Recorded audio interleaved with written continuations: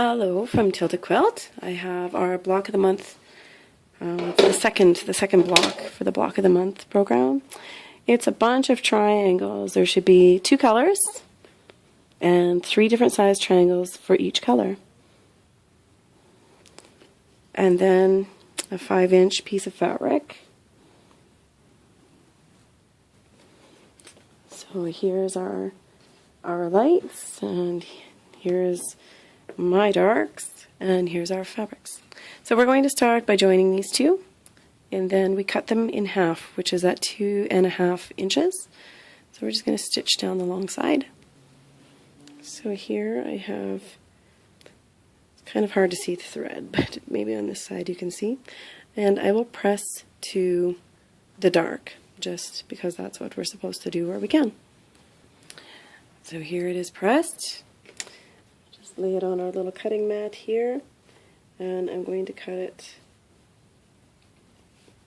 at 2.5 inches.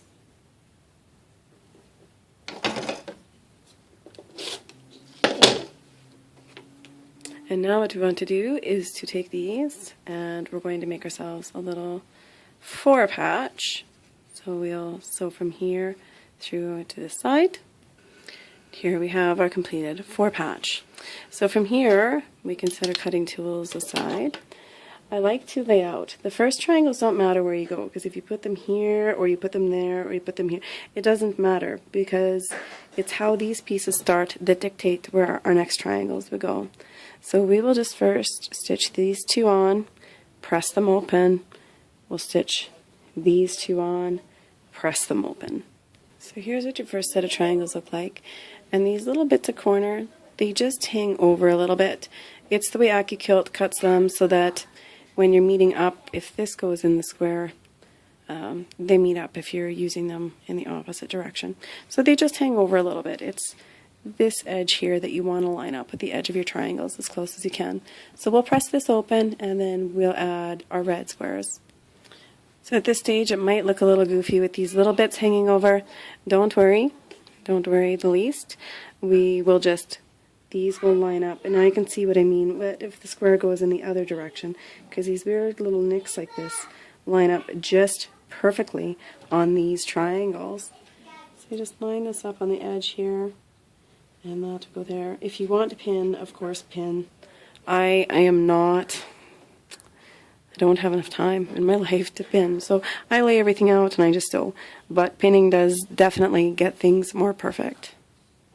So here it is, and we'll just press these open. I always like to set with the iron first, so I put some steam to it and then I flip them open. I find it keeps it from, stretching on the bias or moving or shifting too much. So here is our cute little fabric. Our block, so we can see it's twisting this way. So we want to put this next triangle in the direction we're going. So it will go on this side. You can put it on this side. It's not the end of the world. I did it on the blue quilt. If you look, you could see the mistake. But the right way, or the intended way, is this way, and this way. So you can just kind of see it keeps kind of going, and your block might go the other way if you didn't stitch your triangle on the same side as me. It doesn't matter. The important part is just to follow the flow of your triangles. So I'll start by stitching, these 2 on, and then we'll press them open.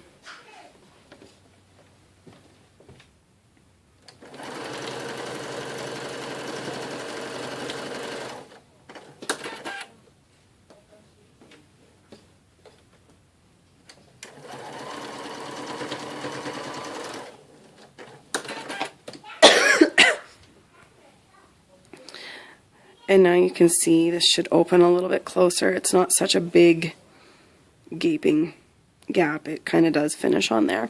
But it won't really matter in this block. It's fairly forgiving. So I'm going to press these open, and then I'm going to put these 2 triangles on next. So here is your block now that you have all of your triangles on, and you can see our shape starting to form. So we want to follow that.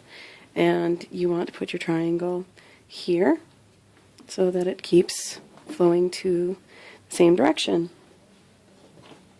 Doesn't matter if you put your dark triangles on or your light triangles on, but you can see, and you can see if you put these wrong, I mean, it'll still look good. There's nothing wrong with it. It'll still be a finished block in your quilt, but it doesn't give that little, I don't know what you call it. Some people, I think it's called a wrench, and some it's called a double something or other, but anyways, this one would go here, and you can see how it gets that effect. I've seen these used in some quilts where they look like witches' hats. I've seen them used in quilts where they almost look like cats. I've seen them used where there's 4 different colors. There's lots of ways to use this block. It's a very fun block. So we'll stitch our 2 triangles down, we'll press them open, and we'll stitch our other ones together.